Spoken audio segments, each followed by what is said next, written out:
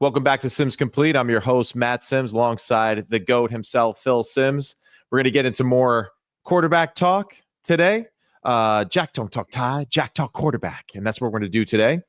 Got a few people on our list. What was that? It's that line from Meet the Parents. Jack don't talk tie. Oh, Tina, Jack talk tie. Jack talk tie. Very well.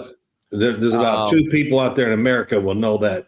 No, that's actually not true. A lot more people will know that reference, but you're right. You're not cool. So yeah, yes, 6 at least. Hey, what do I always say, Matt? Hold on. I don't want to be cool. Okay. And you're doing great. You're I'm doing it well. Okay. You're winning. You're winning, Phil. Yes. All right. You're winning. So we're going to talk a little Sam Darnold, little Justin Herbert, Joe Burrow. We're going to talk about the two young rookies, Bo Nix and Jayden Daniels, how they're making a playoff push. Wow. And then we're going to start the show, unfortunately, with the Jets and the Giants. But before we get to all of that, all right, just want to remind everybody, Bet Online, from the earliest odds to in-game betting, Bet Online provides you with consistent real-time odds, action, and the ability to watch the games as they happen. With the largest selection of odds on everything from football, NBA, college basketball, NHL, UFC, and boxing, head to the website today to see why BetOnline is America's most trusted site for online wagering. BetOnline, the game starts here. All right, Phil Sims, here we go. Let's get into it. We're going to start with the New York Jets and their performance against the Miami Dolphins, but really more so, I guess, big picture, what's going on with the New York Jets, and what do you want to get off your chest with them? Nothing really, except when I watch the game, I'm like, damn, is this the New York Jets playing here? I mean, is it because they're down in Miami? It's grass, it's warm. Is it a different feel? I think my first thought is the Super Bowl defense is going to take us to the Super Bowl. They were terrible. Couldn't do anything. Couldn't slow them down when you get a lead, whatever.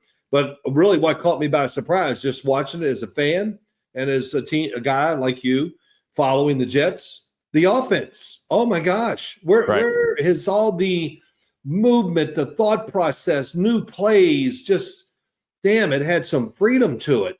And it looked like Aaron Rodgers was so engaged in the game plan and what they were doing, made a lot of good throws. They did have some more chances probably to win the game, didn't take advantage of those. But I think that was a big thing. I just can't believe watching the offense, how well it looked to me, and how Miami had trouble stopping it anytime they got the ball. And what would you, I guess, attribute that, all of a sudden this influx of all these new plays and what they did? I mean, was it just kind of like, well, the season's over, we might as well do something now? I mean, what would you say that all of a sudden this changed? Or is it just the fact that maybe Miami's defense isn't, that dominating so they could be more aggressive with their play calling? It's not that dominating, that's for sure. I thought the defensive backs for Miami had trouble, covering the Jets receivers. I think they got away from let's get rid of the ball quick every play. Right. In other words, it wasn't slants. It wasn't like, let me give you a signal and you're going to 2-yard outcut and I'm going to throw it to you. And by God, it's a good throw and catch. And there's the tackle. We got 3 yards. It just had a whole – I don't know if you got a chance to see it live. But, I was watching, just kept going, who is this playing? So that was my whole take. That's kind of why I wanted to talk about it. I wish they would have opened things up earlier and not just count playing this game. Our defense is going to be really good. Let's be really careful. And, when you try to be careful in the NFL, you lose. You got to go. You got to go after it. And I thought this game they did. And honestly, as I'm watching the game, I said, wow, the Jets are going to win this game. Yeah. But Miami offense against the Jet defense just marched down the field 2 times like it was nothing and tied it up and won the game. And, big picture now, just what does the future look like for the Jets in your opinion? Are they a team?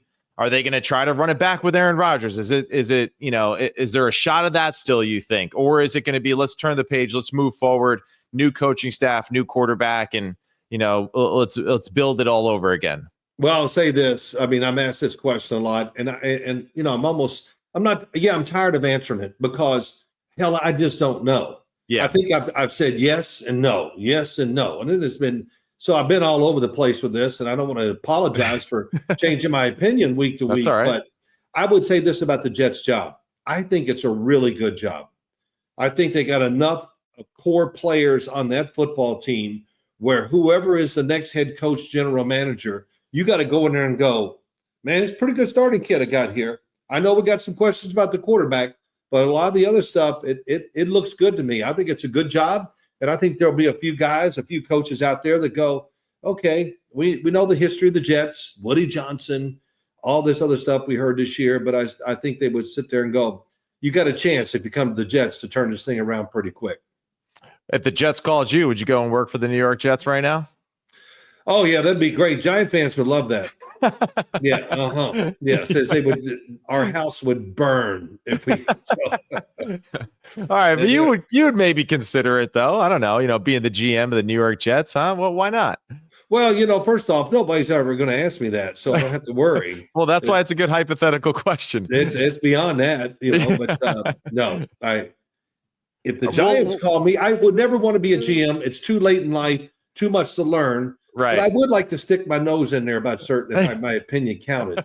But as Bill Parcells always told me, I see his name on TV right now. Yeah. Tim's, when people ask for your opinion in the NFL, just remember, don't answer them because they really don't care about your opinion. They don't want to know. It's just a conversation. Right. So I really am that way. I think I don't give my opinion to front office people. I don't say things to coaches because they don't care. Right.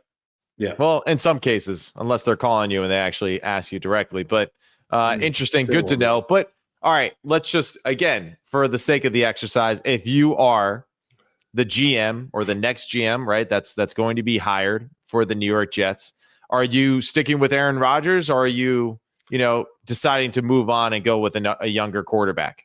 Well, you gave me the same question in a different way. I like that. You are a true journalist now. I am. I'm trying to. Yeah. I honestly, I was really go and get Sam Darnold. I wish it could happen, but it won't, of course. And I doubt if he'd want to revisit it anyway. But when I was watching the game, I'm going, damn, Aaron Rodgers, but if I was if I'm the new coach, whatever, I want to bring a new quarterback in. Okay. I would go ahead. Let's change the vibe. Everything. If you're going to bring in a new coach, a new general manager, I think you got to bring in a new quarterback too. So, okay. And we're going to talk about one of the young QBs that's coming out of the draft this year towards the end of the show. So look forward to hearing your evaluation on him. All right. So now to the New York Giants. Similar situation, just, but hey, we still have our head coach. We still have our general manager. The structure of the team is intact. Of course, that's a question that I hear, Boomer and Gio ask you ad nauseum, it seems like every week when you go on that show with them. But just, what is listening? Yeah, I'm not. I'm just going off what people tell me. But okay. So Thanks. Big picture. Yeah, sorry, big guy. Big picture, just what is it? Big picture. What do the Giants have to do? To finish out the year, or just what is your general viewpoints of the Giants at this current moment? Okay, I like this one. Everybody now is rooting for them to lose. Right. Okay, which I think is just. Oh, there's that phone again. Yeah, I know. Damn it. You know who it is? Russ Salzberg. I'll call him later. All right, good. Yeah, Russ Salzberg. He's a good dude. People go, they just, they need to lose. You think John Mara? I was asked this question. Do you think John Mara is telling the coaches to be careful and try not to win the game or whatever? Right. And I just go, it's truly absurd to think that. I just can't imagine an owner or a head coach or anything like that. Let's lose so we can be the number one pick in the draft to get the quarterback that we want. I just can't. So that is when I'm asked this question, it's a bad question. We all know the answer. And the thing is, let's play it out. Just play the game. Win the game. Try to win. And just remember, you're a head coach or whoever you are, that those wins and losses go on your tombstone. So, okay. Yeah. Right. And that's really what it means. And it just, I played on teams late in the year where we were out of it.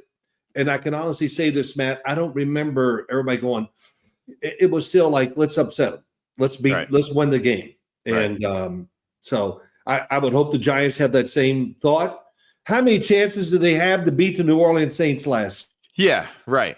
I mean, go through them. I mean, you couldn't even do it. You couldn't even try to do this and be that successful. Right. Oh, we make the field goal to tie the game. Oh, personal foul, 15 yards. Now we got to punt.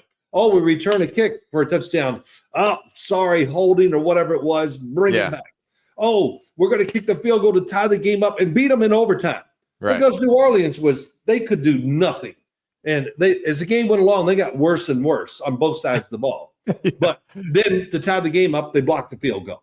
Right. I mean, you couldn't make it up. And this is the total effect of if anything can go wrong, it will. And it's happening every week against the Giants. And I got to say, I don't care what you say. Drew Lock was 0 for 9 to start the game. And I didn't look at those 9 and go, well, that was terrible. Hell, he needs combat pay.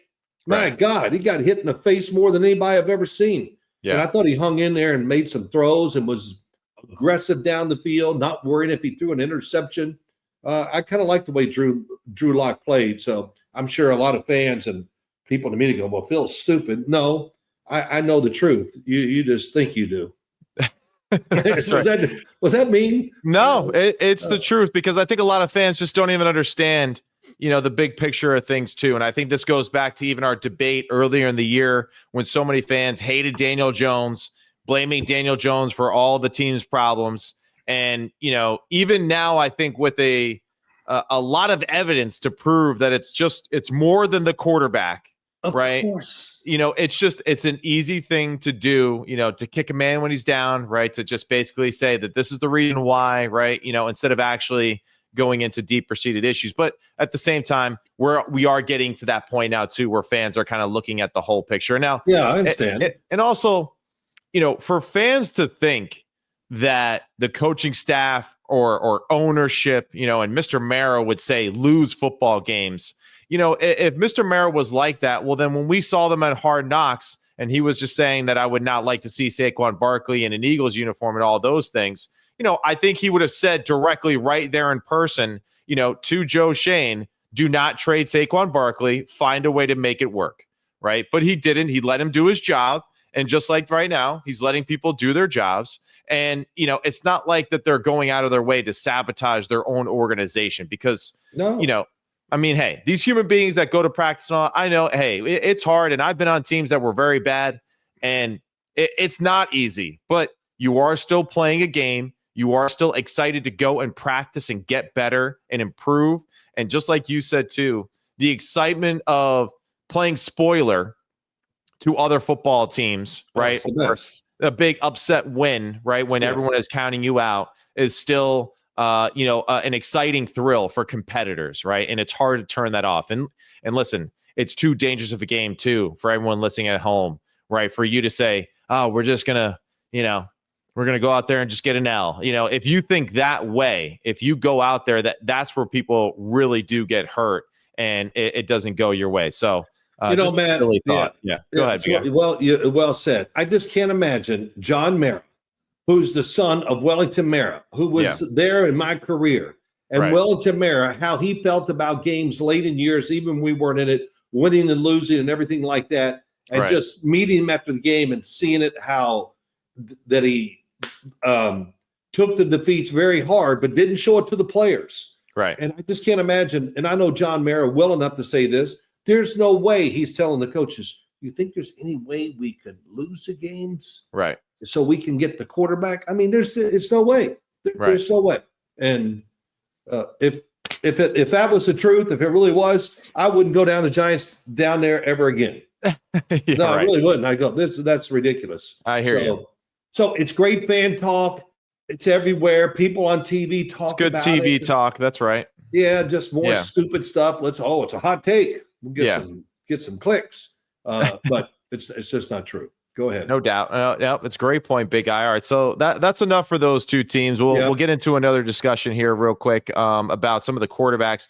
But you've been really excited about Overshown and what he has been doing for the Dallas Cowboys. Got injured last week in that game against the Cincinnati Bengals. Terrible to see because he is a promising young football player.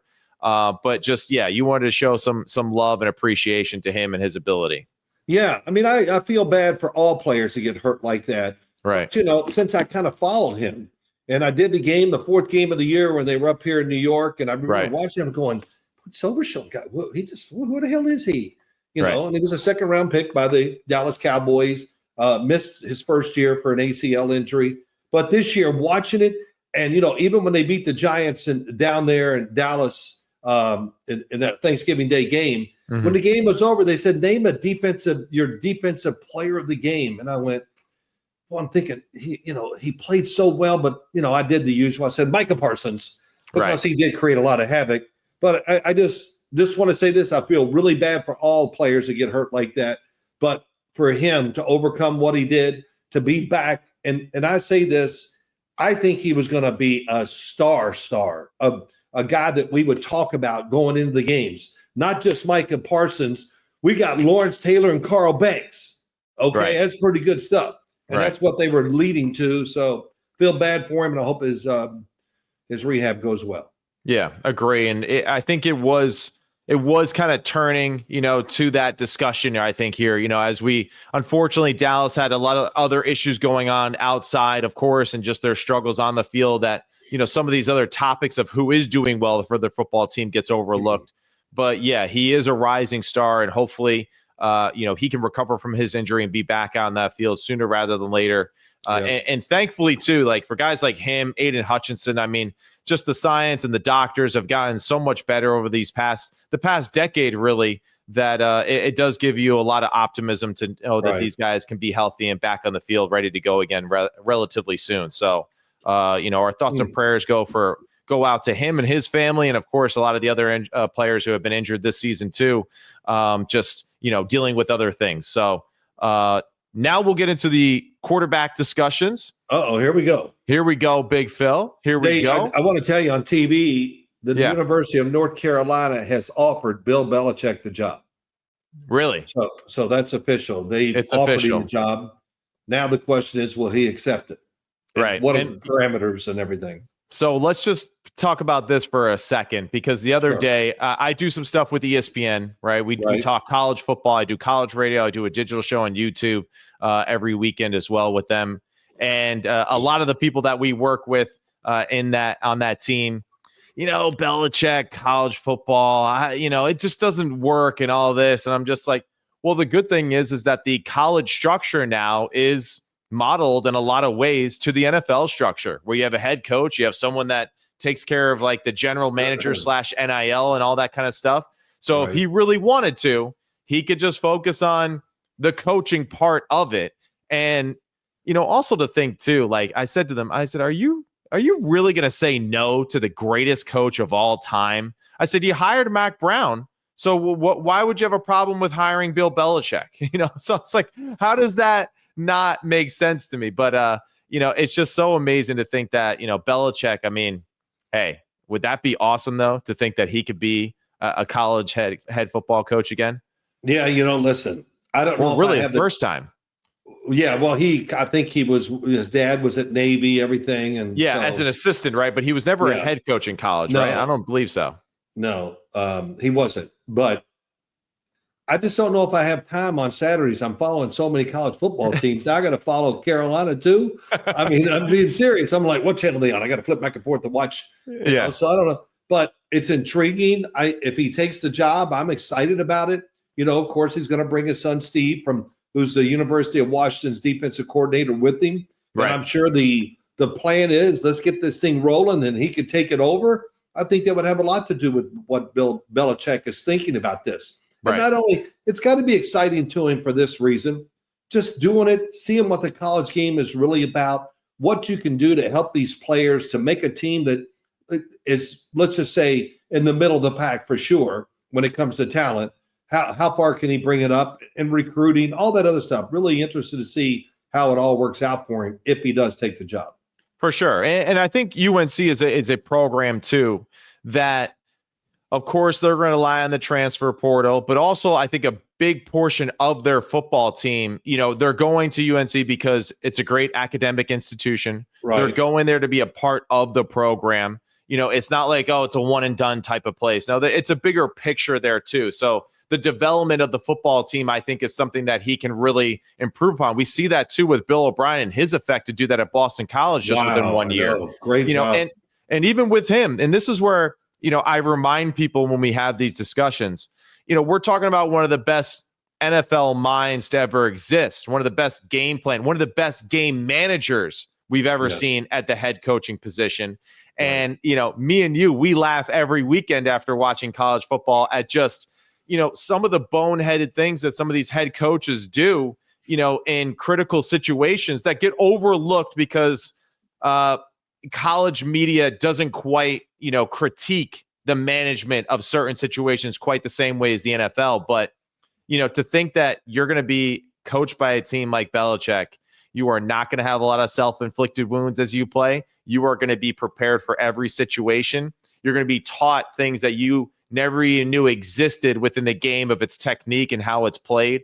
And I would love to see him go up against some of these, gurus of the offensive side in college football, because I think his approach is very simple and straightforward and yet very effective. And that's usually the best way to do things in football. So, I'd be all for it.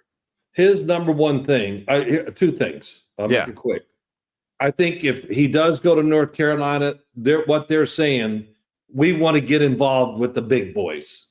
Right. And that's the first thing that came to mind. He wants to be in that group of 10 schools that we think about can win national championships. Yeah. And you want to be part of that. And the other one is his big thing. I got to teach him how not to lose before I can teach him how to win. That's right. I mean, let's learn how not to lose the game. And then I listened to Tom Brady and Julian, all of them on TV, even to this day. They say things, I just laugh. It's just, you think it's maybe elementary, but it's not. And every day it stresses it and does it and whatever. The only thing is he might be a little the limitations that you have with these players. I don't really know all the limitations in college, but he would probably like a little more. Right. Well, we'll see it. If it happens, good for him. I'm excited about it if it does happen. And honestly, I hope it does. Yeah. So. And I think just want to add this one extra thing, because this is something that you've shared with me multiple times and other players too that have been around him. He's more, of a social character than I think everyone gives him credit for. He's got a better personality, right, than people give him credit for. So I think, for everyone's like, oh, how's he going to relate to the 18-year-old player and all that? He'll be just fine. I think he's got a little bit more to him than I think what we've given him credit for the past few years. Yes, the way he acts to the media and all that is totally different from who he down deep really is. Yeah, and I think we're seeing some of that personality now. But I don't know. I never looked at him when he was coaching the Giants for all those years that we were together. That Bill can't relate to the players and all that. Right? No, he was great. The players loved him. Yeah. Because he could help them be better. Right. And of course, as time goes on, and you just get more and more, which he did in New England. Just more keeps adding on. And if he does get the job, last thing is I can't wait to see who he hires on that staff. That's right. That's right. Will he bring in some NFL people? That's going to be interesting. So it'd be really cool. And listen, if your goal is to make it to the NFL, well, why not be coached by one of the greatest NFL minds the game has ever known? And I look forward to his post-game press conferences with the media. That'll be refreshing in the college world too. Also, too, what did Bill Parcells call Belichick when he was with you guys at the New York Giants? I think he called him Doom. Doom? Yeah. Doom. Okay. Did he call it something else? All the players. Yeah. I think Bill, every once in a while during the game, if he disagreed, he goes, "Hey, listen, boy genius." Boy genius. Yeah, all right.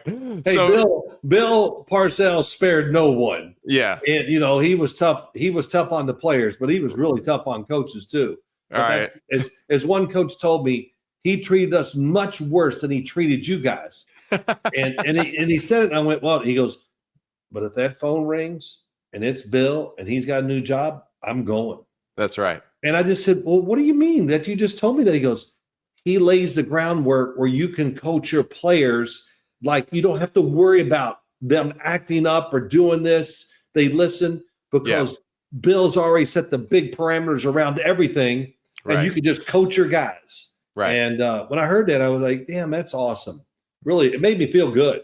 Yeah. But all those years, a lot of those assistant coaches, I was with them for, 8-10 years, some more than that it was that way. Pretty cool stuff.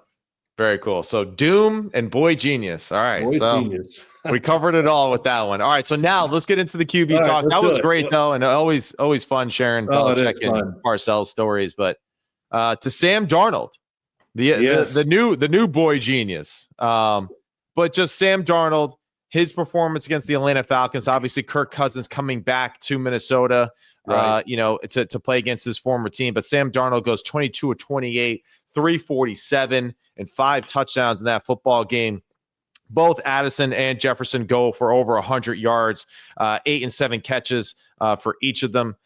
So your thoughts on Sam Darnold and his performance for the 11-2 Minnesota Vikings? Hey, man, a couple things to start with. Okay, we got Addison and Jefferson. There's no doubt it's a great combo. And they can run routes. They can catch anything. And they're a lot of downfield throwing. But I'm going to say this. Sam Darnold throws the football down the field, inside where there can be a lot of trouble, outside whatever, but he throws it to protect them. And he makes a lot of really good throws where the coverage is tight. You go, whoa, but he throws it low so they can go down and catch the ball to protect themselves. And I think that Sam Darnold, I've watched him all year, very aggressive decision maker. And I'm sure that comes from probably the way he likes to play, but the way Kevin O'Connell teaches them. Yeah. I mean, they're not afraid to hump that thing down the field. It's really amazing. It is. Is that a bad word when I say that? No, it was funny. It was a funny phrase. Yeah. Hump it down the field. Got to get it down there, baby. Yeah. But many things. The one thing I took, that I took in the game just watching him as the season goes along, and you can tell he's got more confidence. And physically, he looks great. Right. I mean, damn, he's in great shape. But his throwing, his accuracy is, like I said, he takes the shots down the field. Is an aggressive decision maker. But the power of the throws, I swear, I wish I had a radar gun and somehow could do it. He's throwing it harder now than he did in the first part of the year. Right. And that allows him to really take those shots down the field a lot of times. So that's just a few things. The offense, it's good. It's really good. It's quarterback's dream. Got some talent over there. He's making that talent better than it is too, or giving it a chance to be what we think it will be. That's right. And I won't even get into what's going to happen when the year's over. I think as we talk about him, I come to this. A couple of weeks ago, he threw, I think, 3 interceptions against the Jacksonville Jaguars. And then what was the story? Well, we knew sooner or later Sam Darnold was going to turn into Sam Darnold. Yeah. And you know how that just makes me raw to hear that kind of crap, So he's playing to a very high level. And I know a lot of his career, especially maybe if he wants to be or if he can be with Minnesota next year, it's about getting into playoffs and having some success to make them think that we got to keep this guy. And I think that's probably has a chance now where most of the year I didn't think there's no way he could be back with Minnesota. It is very interesting, of course, with J.J. McCarthy just kind of in the wings waiting. But you're right. So, after that Jaguar game where they struggled, they won the game 12-7, but then bounces back, plays a really solid game in Tennessee against the Titans, winning 23-13. Then has that fourth quarter win against the Chicago Bears, 30-27. We'll get into all the dysfunction of the Bears another time, but we know what happened with that. Right. And then another comeback win against the Arizona Cardinals where he leads them down to score again to take the lead. So, and then a dominant performance followed up by the Falcons. He's got the Chicago Bears coming up this weekend. So that should be a really fun one. Excuse me, that's not this weekend. That's Thursday night, I think, maybe, or no, Monday night. But same thing. Yeah. The thing is, though, with Sam Darnold, he's playing really good football. He's an experienced football player. His journey throughout the league, right, and being with different quarterback rooms and just seeing the game from different viewpoints, I think, again, is just like one of those examples of just the maturity factor, right? The ability to adapt to these different programs, to go in there and basically, because it's not like an Aaron Rodgers situation where, when I step in the room, it's what we say, what I say, right? How it goes.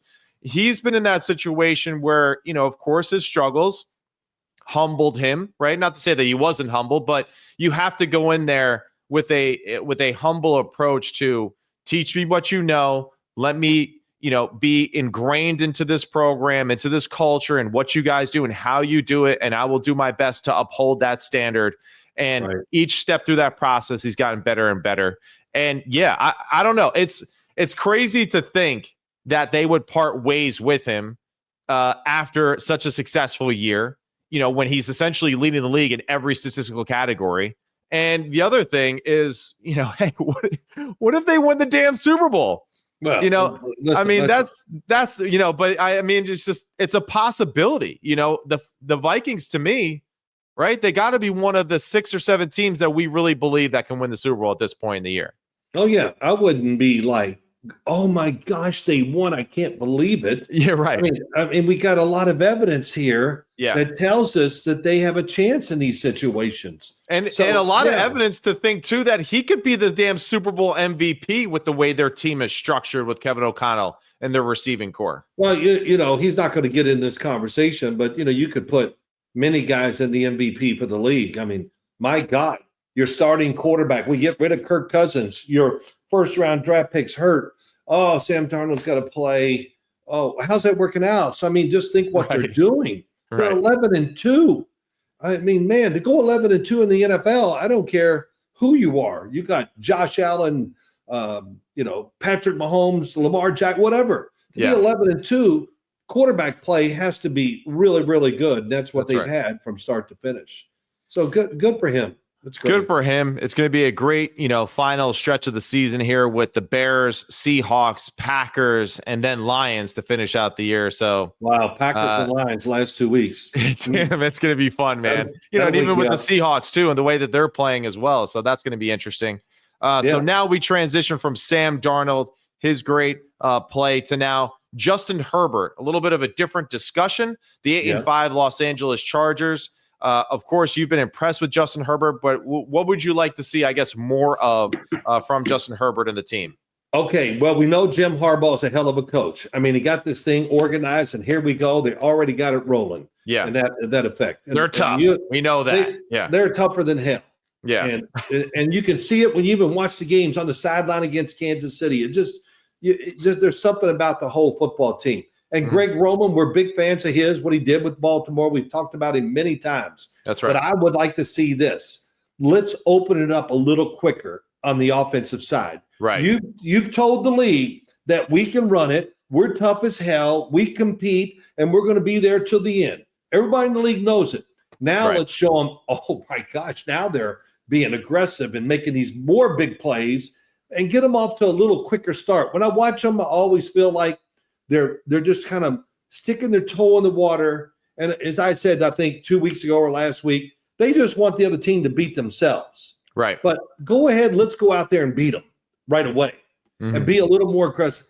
And all I can say, and people, I don't hear it like I used to about Justin Herbert. Well, what has he done in the NFL? I'm just saying it's really, when I watch him every time on TV, I just go, his arm, it's ridiculous. It's great power with no effort. Yeah. And his size, and he moves around, and his size, he can stand, and it's like all the defenders are right here to him about chest level. And he's like, let me stand above you. I mean, he can throw with great pressure on him. And to say he can make all the throws is like the biggest understatement in the world. I mean, 40 yards is like, a 10-yarder to me when I was playing. He can just let it go.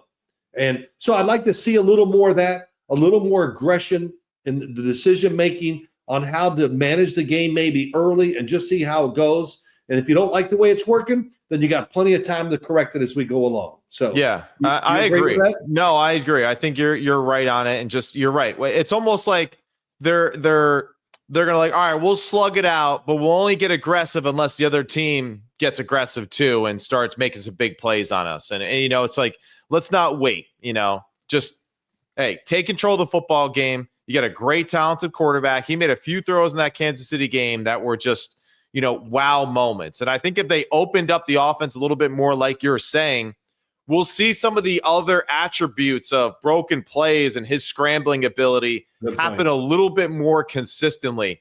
I think, of course, the tight formations plays into their play action, their run game, all that kind of stuff. But if there was a mixture of some spread the field wide open kind of stuff, I think it would play extremely well into the hands of his athleticism and his ability to create outside the pocket too. So, of course, we like what we see from him. He's doing well. The overall growth of the team is good. Now, how much of it would you accredit though to like just lack of star power or explosiveness on the outside with their skill group at the current moment? I don't think it's a great skill group. I think they're maturing as the season goes along. Lamb, McConkey, Johnston, we like him. And Palmer. I like the group, but I would say it's not in the top half of the NFL receiving corps. Right. And do you think that limits, Greg Roman and his thought process in building out the offense each and every week? Well, no, I don't. And I would say this, though. I'd like to see more. In other words, in the NFL now, it's just like college. It's easy to get guy completions, a few more screens, maybe whatever. Just get the ball to them. And the more they catch and more they're part of the game, the better they're going to get. And the quicker right. Getting better. So that's what I see. It's not like they have all the plays. They just got to institute them into the game plan a little more. That's what I'm really trying to say. No, I think that's a great point that you bring up too. It's like it's not like we're asking that they got to be the most creative offense ever, but you just want to see some of these key players in their skill group just get those touches early whether it's receiver screens, all that kind of stuff to get them going. And you're right. I think those things Matt, what's the difference? It's this way. There's nothing like, we both know, starting the game and hell, I hit 2 in a row, baby. Listen, I feel good today. And so what would be the difference receiver? Give us a couple catches and I got it. I feel it today. I see it well, whatever. I mean, the receivers are just like quarterbacks.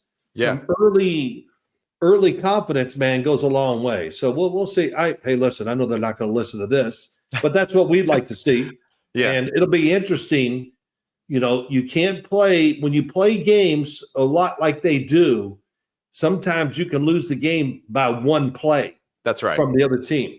Yeah. So widen the gap when you have the opportunity and try to get. And there's nothing to. I learned a lot from Bill Parcells. No matter what, if it's 7 points or 3 points, to score first, to just it's psychological to the other team. We're behind. Right. And man, he really loved that. He talked about it constantly. I want to score before the other team. And he was very what's the word for it?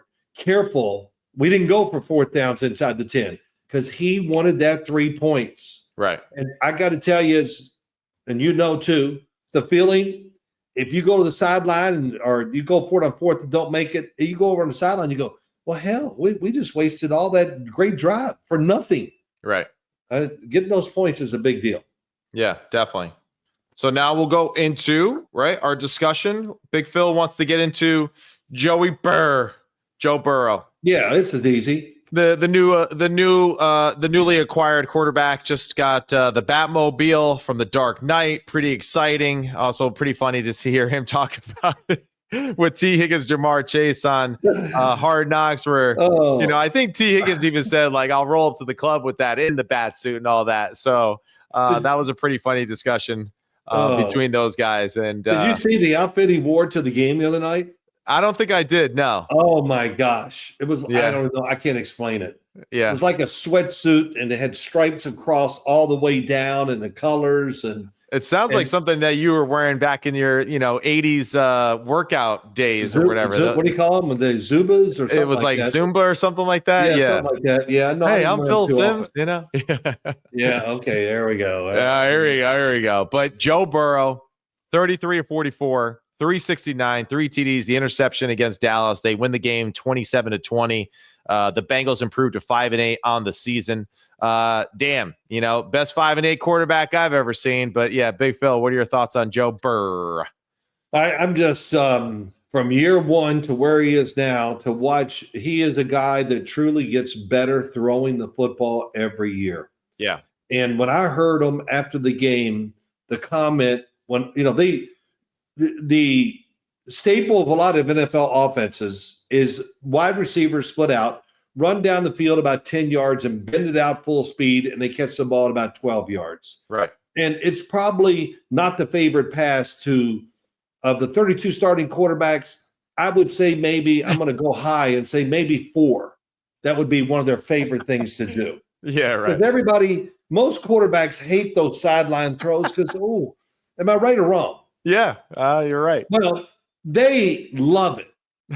And I'm against the Dallas Cowboys. I see it every week because they're a team I watch every week on tape. And they do it every game.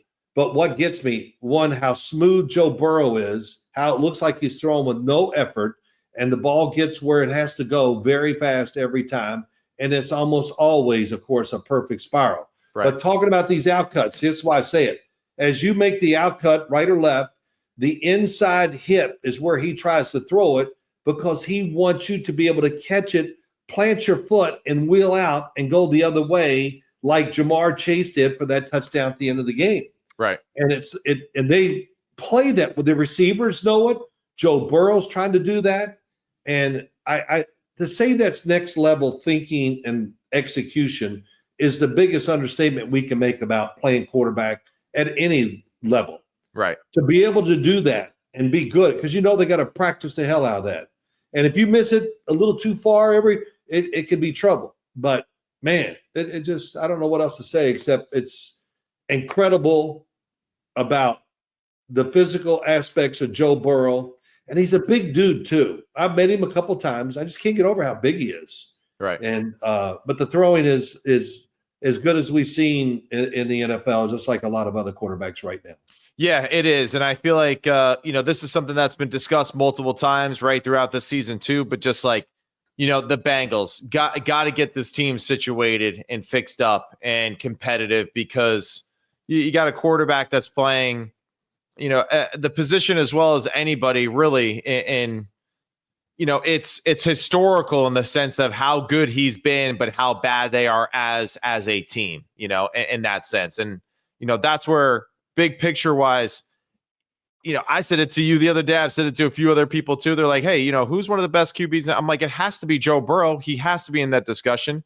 Well, who's the best guy moving in the pocket? Joe Burrow might be the greatest that we've ever seen in the history of football with his pocket movement, his ability to move and create space for himself, to be a thrower, to make all the throws that he makes while off balance, while shifting his movement.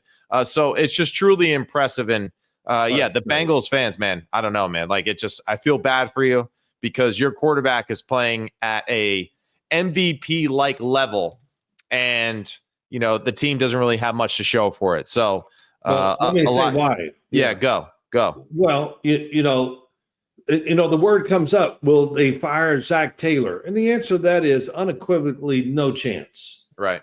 One, he has a contract, okay, and they're not going to just let him go and pay him and bring another coach in. Yeah. Why would you get rid of Zach Taylor when he's the architect to this offense of what they're doing? Right.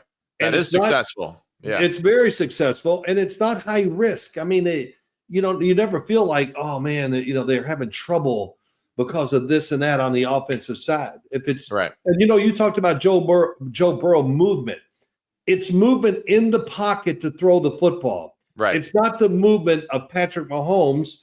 Here we go, and now we're going to be great and move on the run outside the pocket, making all those throws. Yeah. So the big thing is size and speed on the defensive side. They lack speed. I think they got some players that have been held on to just a little too long. And it's strictly one thing. Just imagine if their defense, and I just don't think their defense is that talented. I really don't. Right. And it shows when you watch the games, no matter who they play. If you're struggling on offense, well, we got Cincy coming up this week. I'm going to get right. And I'm being serious about that. I hear you. No, you're right. As a quarterback, you always look ahead a little bit, and the week's coming up, and you see, wow, this team's giving up a little bit. Man, it's a big week, man. We got to make it work because it's our chance to put some numbers up there. Yeah, and so that's kind of how I see the Bengals. Yeah, no, it's a great point, and so we'll see how it all plays out. But nonetheless, young QBs out there, fathers out there with young QBs. if you're not watching Joe Burrow play, you are doing yourself a disservice of just learning how to manage the games and also, too, your emotions while the game is going on, too, because he's extremely impressive in being extremely stoic and just calm throughout the football game. He even makes mistakes. He just walks over the sideline calmly, looks at the thing. He's not complaining. He's not slamming down the iPad or anything like that. So, I did. No, wait. I did see him slam his iPad this past Yeah, I was going to say, as soon as I said that, I was like, I did see him actually do it once. But now, who's the backup relatively relaxed throughout. No, you're right. Who is the backup quarterback for the Bengals? I can't. Oh, my God. Yeah, it's he played last year. He played great last year. Why am I blanking on his name forget it. It doesn't matter. You don't even need to know. The fact that he talked about what I've learned from Joe Burrow. Yeah. I've learned to really just think, don't get emotionally involved, and just keep working and thinking and doing your job. And I just went, wow, I know that sounds silly, but what a great message and what a great way to act as a quarterback on the field.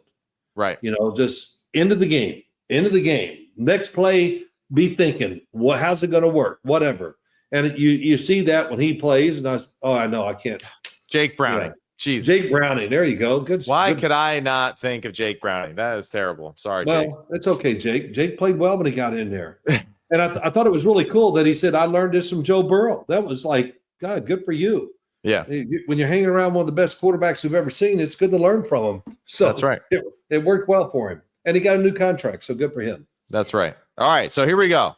Yes. We're going to talk about Bo Nix, Jayden Daniels, two young QBs. Bo Nix going up against the Colts after his bye week. Jayden Daniels going up against the Saints in New Orleans after their bye week. Both teams are 8-5 and making their final push with rookie QBs into the playoffs. Go ahead. Start. Bo Nix, just your thoughts on Bo Nix and Sean Payton. That we could have two rookies take teams to the playoffs, and it's not like we didn't look at either team as they were drafted going, oh, wow, what a spot to be in. It's going to be great. Yeah. I mean, they expectations are great. I'll just go with Bo Nix first. I get more convinced about him almost every single week. And he's another one, Matt. He's not afraid to take chances, but when he goes to the sideline, you don't see this emotion. He just threw an interception. What we got going on? And he just looks like he's getting bigger, faster, and throwing the ball better and stronger every week. Yeah. And this past week was just another one. I was just going, oh, my God. I mean, his ability against Cleveland, just to be so aggressive. And you just go, wow, I don't know what else to say. I mean, we've talked about him a lot this year. I think he's the big surprise of this rookie quarterback class without a doubt. And you and I talked about it at many, many times during last offseason about these quarterbacks, and some people worried about his arm strength. His arm strength looks big time to me, and his ability to run is better than I expected. Yeah. But just quickly giving a lot of credit to the head coach that he's doing the right things with him and kind of just letting him go. And the play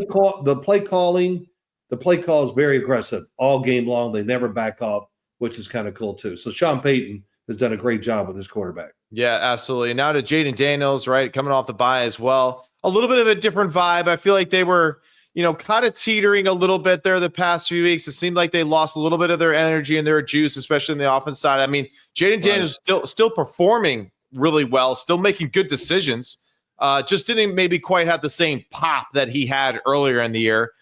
They had that late bye, so hopefully now he's got a little bit more of a refreshed state of mind and gave his oblique again another opportunity or hip oblique area to kind of heal and recover. But for Jayden Daniels and the same Jayden Daniels, and Cliff Kingsbury, the same thing, doing a lot of good stuff offensively. Right. I think for them, the big picture is just keeping, that approach fresh, right, for the young quarterback going forward. This is the one thing that I question Cliff Kingsbury, later in the year as opposed to Sean Payton. Sean Payton, we're talking about a guy that's like, Hall of Fame quality type of coach, right? And his offensive mindset and all of his years of experience. Whereas Cliff Kingsbury, he's no doubt coached extremely well this year and has done a lot of good things. But now it's just like, can you kind of keep pushing it, right? Can you keep being creative? Can you keep finding ways to get these guys explosive plays and to help your young quarterback? And I think that's going to be a fun thing to watch as we go here into the season. But two rookies that are playing awesome. And I guess at this point, both rookies are playing for offensive or rookie of the year, essentially, with their performances of both of them going into the playoffs. Yeah. I will say this about Jayden Daniels. He weathered the storm. Yeah. He's got a second wind, and there's no doubt a second wind. So what does it do? It helps Cliff Kingsbury too, because now Jayden Daniels gets over that oblique. He can be a little more active in the run game, which makes the pass game easier. And I'm sure, just like Sean Payton is his offense now resembles what about the New Orleans Saints? Almost nothing. Right. Except they're tough and they're aggressive, whatever. It's just so different from what he's coached in the past. And I'm sure Cliff Kingsbury, same thing. He's got a chance to catch and reevaluate. And I really kind of expect Washington to finish this thing off pretty strong, especially on the offensive side. So Jayden Daniels, he's and Bo Nix, both they've gone over what our expectations big time. And just two more really, really good quarterbacks in the NFL. And so we'll see how it plays out too for some of the other rookies. I mean, Caleb's been playing really well, just, dysfunctional football team, honestly, at this point. But we're going to now go into Big Phil did a little college work, watched some college film. He checked out Cam Ward and was impressed with Cam Ward and what he saw. But yeah, Big Phil with his early draft season, all his papers there. And size 2 font because he writes really, really tiny for everyone at home. It's unbelievable. I've stopped that. Oh, okay. Now I'm just writing. I can't get anything on the page because I write so big. Right. I can't read it until I put my glasses on. But whatever. But Cam Ward. Okay, here we go. Let's do it. Let's hear your first initial reaction to the Cam Ward film breakdown. Okay. And my first word was, wow. You're right. Wait, I just could not get over how aggressive he plays the game. Yeah. I can't even explain it to everybody out there. He moves in the pocket. Oh, there's a guy 7-8 yards in front of him. There is a guy within 10 yards of this receiver. That's not good enough. Let me look down the field. Oh, there's a 40-yard shot. Let me rip it in there. And didn't always hit it, but when he did hit it, you just go, that was unbelievable. His arm looks very strong on tape when you watch him. He does have a great knack of making plays. I really enjoyed that part of him. And the other big thing is he's a big dude. Mm-hmm. I mean, he's kind of square.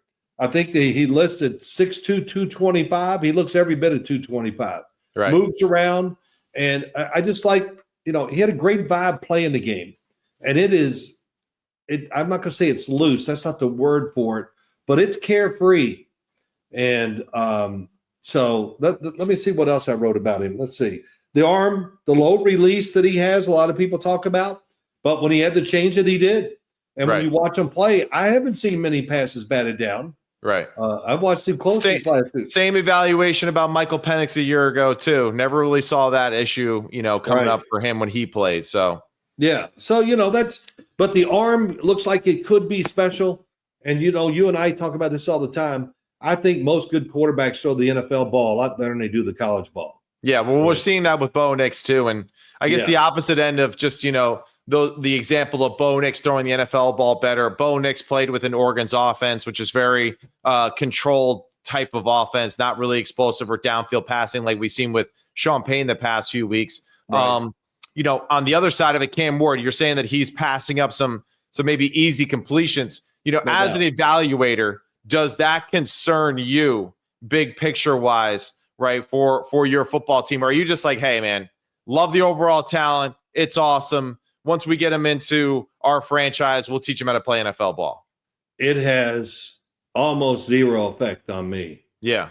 That'll change. And it'll be a little experiment for him when he gets in the league. Oh, wait, I'm going to do this. And then he go, oh, okay, that's not working. So I'll do what they tell me. Right. And so look, these guys nowadays, and he has so many throws in his history, Cam Ward, that's really going to help him just, fit into the NFL system and play, I think, pretty quickly. Yeah. So This is very raw, and I only studied 2 games, and one of them was the great comeback against Cal.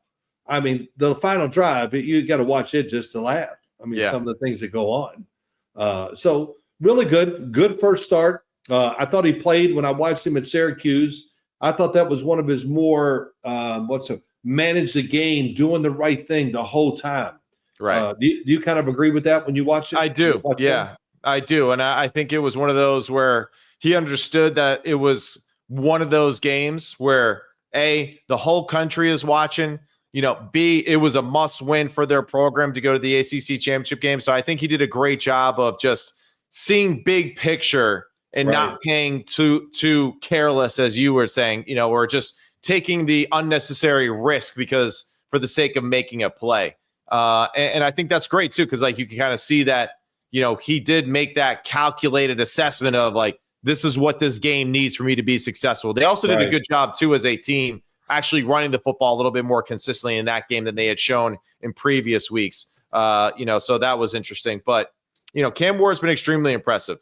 And, we've been covering him, with my job over there at ESPN for college football. I've seen on a weekly basis, what they do and how they attack defenses. And the cool thing is that he's run a lot of NFL concepts. Yeah. And although he has passed up certain situations, to get the bigger prize, they have had a lot of plays where you can see that he's doing full field progressions, 3-level type of shot plays, the wide receiver screens and the double passes off of those things.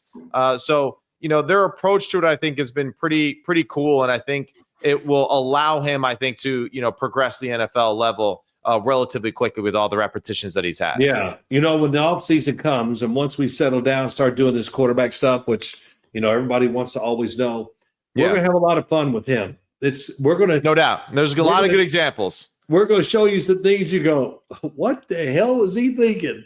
Yeah. But some of those plays, he still made. And I think my memory, when I watched it, he might have made one of those where here's a guy open, but he took a shot with a seam pass down that was really a big play at the end of the game against Cal. So the other cool thing too, when we break down the film again for the draft stuff, is that a lot of good throws while being hit, right, or under duress. Yep. A lot of good throws too while moving, right, and escaping out of the pocket and staying in, a thrower position while being moved, not just scrambling, unnecessarily. So that's another, great thing that I think a lot of viewers will enjoy seeing those reps because they're very impressive. So, it's good to have them and to learn when to control it, then not have it at all at your disposal. So it's a good problem to have. It's easier to pull back than it is to push forward. I think. Does that make sense? I mean, it's easier. It's easier. But trying to get somebody to really go be more aggressive and do it, that's I think that's a hard thing to overcome sometimes for quarterbacks. Check down and so far early, it just, from my quick evaluation of QBs, I really do think Shador and Cam are the only 2 first-round quality type of quarterbacks this year. And that's just my quick assessment from watching this season and just kind of who was actually NFL ready and ready to that's just the first 2 that really come to my mind. And I think everyone else, you can maybe make a debate, but maybe some are just, they're just not quite all there for that yet. So let's be honest. I'm going to say this right now. Carson Beck, I hope he's okay with his arm. Yeah. But I thought when I saw him play Tennessee, I said, boy, he broke out. But I haven't seen it since then. And so, and then, he's quiet. Not that is a bad thing, but I don't see the aggression and enthusiasm, all the other things you want to see sometimes from a quarterback. So that's been disappointment. And Quentin Ewers, it just hasn't gone well. And so that'll be interesting if he does come out in the draft. Today I was informed a little bit. I think it might have said in the paper or somewhere that he's thinking of staying in. And if he does, of course, he'll transfer to another team where it's the highest bidder. Well, not only that, but somewhere where he can just get more throws in, and just perfect some of the things that he has struggled with. Yeah, that's true. So we'll see how all that stuff plays out. Yeah. But for right now, just, early assessment, I think Cam and Shador are really the two best, guys that are coming out of the college and are really first round grade guys from top to bottom as far as measurables and what they bring to the table and experience, of course. Just last little end game thing here. From the earliest odds in-game betting live, Bet Online. Bet Online provides with a constant real-time odds and actions, the ability to watch games as they happen. Watch the largest selection of odds on everything from football, NBA, college basketball, NHL, and UFC and boxing. Head to the website today. See why Bet Online is America's most trusted site for online wagering. Bet Online, the game starts here. Big Phil, that's all we got for today. We went that was an hour-long show, so yeah, I got nothing more for you, man. I'm done. Trust me, I don't want any more. All right. I'm done too. We got other things to do this week, but all right. Well, good stuff, Matt. A lot of fun. Covered a lot of ground, and I'll talk to you next week. You the man, Big Phil. Sims complete. That's all we got. I'm Matt Sims. He's Phil Sims, and we'll be back again with another edition of Sims Complete. See ya. Take care.